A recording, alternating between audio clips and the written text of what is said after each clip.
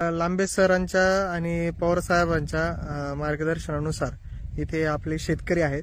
या शेतकऱ्यांचा ही वाडी टरबूज प्लॉट मध्ये आपण इथं आज उभे. तर कोणता प्लॉट आहे हा हे आपण शेतकऱ्यांना विचारूयात.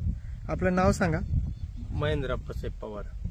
पवार साहेब, कोणता वाण आहे हा सांगता येईल का? सिम्बा प्लॉट आहे. आज किती दिवस झाले? आज 31 दिवसाचा प्लॉट आहे. 31 दिवसाचा बरोबर हा प्लॉट आहे. हा तुम्ही बघताय तो. आणि याच्यामध्ये तुम्ही जेव्हा मल्टीप्लायर तंत्रज्ञान तुम्ही कसं दिलं, तुम्हाला कोणी सांगितलं याची माहिती?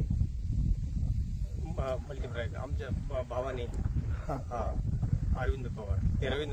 रवींद्र पवार यांनी तुम्हाला माहिती दिली. त्यांनी दिल्याच्या नंतर तुम्ही कशा पद्धतीने ते या पिकाला सोडलं? ठिबकद्वारे सोडलं ते.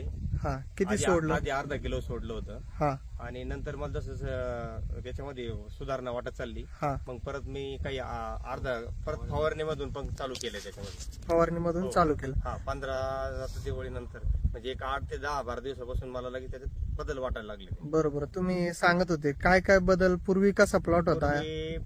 त्याची डिफिशियन्सी क्लिअर नव्हती. बर. फिक्कट प्लॉट होता. आता ग्रेनेटी वाढत चालली.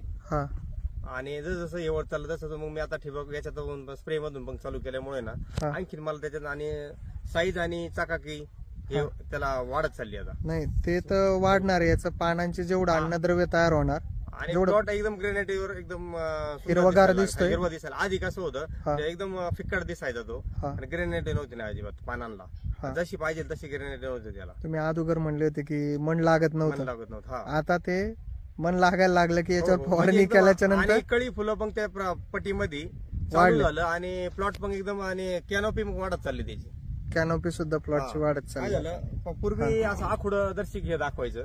आता काय झालं, येल लांबायला लागलेत. येल पण म्हणजे थंडीचे काळ असून सुद्धा, थंडी असून विशेष म्हणजे थंडी असून त्या पाहिजे त्या प्रमाणामध्ये त्याची वाढ झालेली आहे.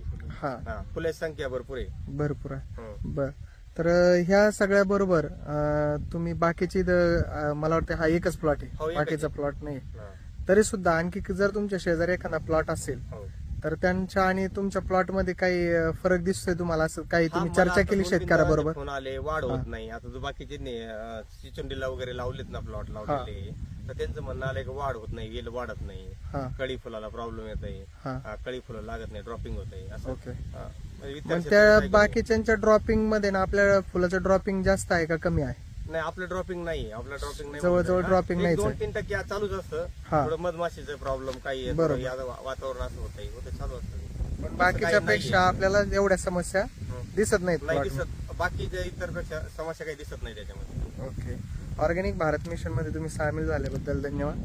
बाकीच्या शेतकऱ्यांना तुम्ही काय सल्ला देणार, जे टरबूज उत्पादक शेतकरी आहेत? इतर शेतकऱ्यांना पण आपण दाखवणार ते तुम्ही हे वापरा बुवा, हे केल्याने असं होईल. मी आता आपण त्याच्यातून केलंय, आता स्वतः अनुभव घेतलाय. मग इतर आपण छाती टोपणी सांगू शकतो का तुम्ही पण हे वापरा बुवा. धन्यवाद. तुम्हाला हे भेटेल बरोबर. धन्यवाद.